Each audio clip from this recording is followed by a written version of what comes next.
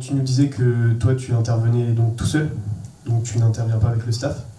Moi, j'avais une petite question. Donc, tu disais que pour toi, c'était mieux pour toi, mais dans ton travail de tous les jours avec les joueurs professionnels avec qui tu travailles, est-ce que ça t'apporterait pas plus de pertinence dans ton travail d'avoir un suivi des joueurs, donc de voir les joueurs sur le terrain, de voir leur aspect mental, parce qu'il y a forcément des joueurs qui vont être trop fiers et qui vont pas vouloir aller voir un préparateur mental.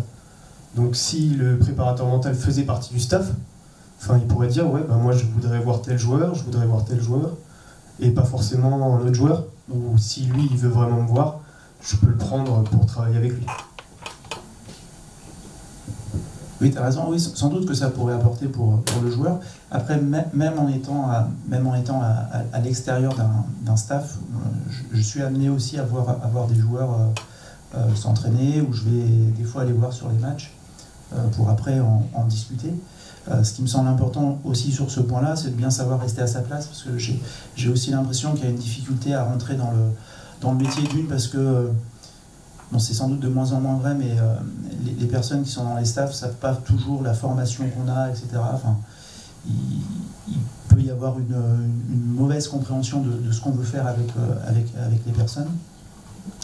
Mais après, encore une fois, c'est vrai que plus on a d'informations d'une manière générale sur le joueur ou sur la personne avec laquelle on travaille, plus c'est profitable pour le sportif, quoi. Mais pour l'instant, ça ne se présente pas comme ça. Et c'est vrai qu'aujourd'hui, je ne le cherche pas non plus. Quand on est blessé, comme je disais tout à l'heure, généralement, on revient en fait très très bien physiquement. C'est-à-dire, encore une fois, enfin, pour les sportifs de haut niveau, les sportifs professionnels, il y a un enjeu pour le club, financier et sportif. Et du coup, on est très très bien encadré.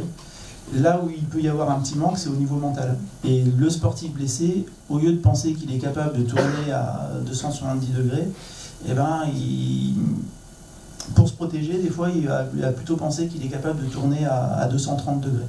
Et la prépa mentale, ça peut être de lui faire prendre conscience qu'il a encore une marge, que son corps va bien, qu'il a été très bien soigné, qu'il est bien suivi par des préparateurs physiques au sein du club ou à l'extérieur, et que la limite actuelle, en fait, elle est mentale et non pas physique. Et pour rebondir sur ce que disait Matt tout à l'heure sur le sportif du SCO avec lequel on a bossé, en effet, sur des exercices de saut et aussi dans ma mémoire de corde à sauter sur un pied, il avait du mal à enchaîner.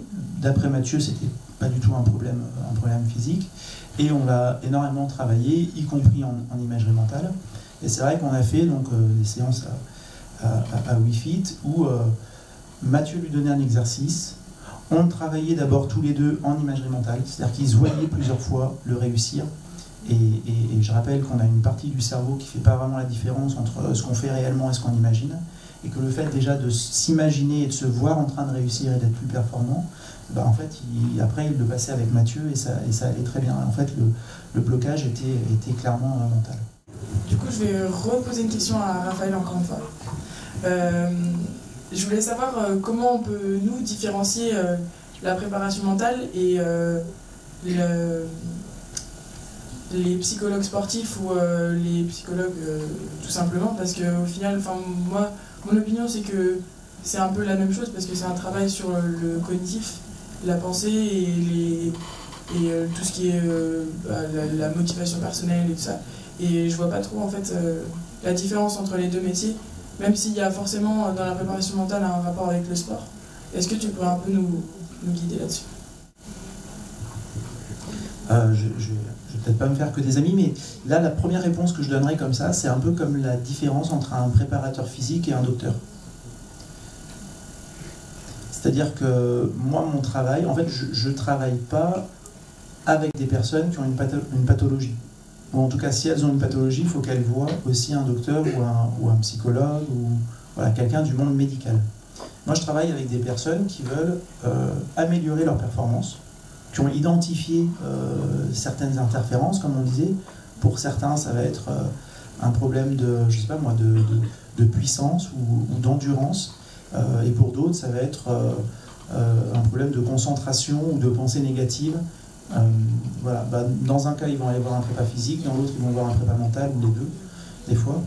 Le psychologue est plus sur donc soit sur le traitement de pathologie ou sur le bien-être en général, alors que moi, a priori, il y a une demande assez précise, la plupart du temps dans le milieu sportif, même si on peut être amené à travailler en fondamental avec des étudiants, avec un entrepreneur, voilà.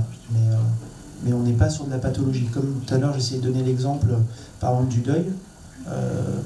Quelqu'un qui est en deuil, s'il est avec un psychologue du sport, je pense qu'il doit pouvoir faire à la fois l'aspect psychologique et l'aspect fondamental.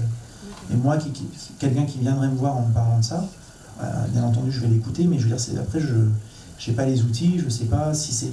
Est-ce que c'est comme les problèmes du genou, est-ce qu'il y a un truc qui te dit, au bout d'un mois, on est censé être à peu près comme ça, tu vois, j'en ai aucune idée, c'est pas mon métier, et j'ai même envie de dire, c'est pas ce qui m'intéresse, quoi. C'est pas ce que je fais. Je sais pas faire, quoi.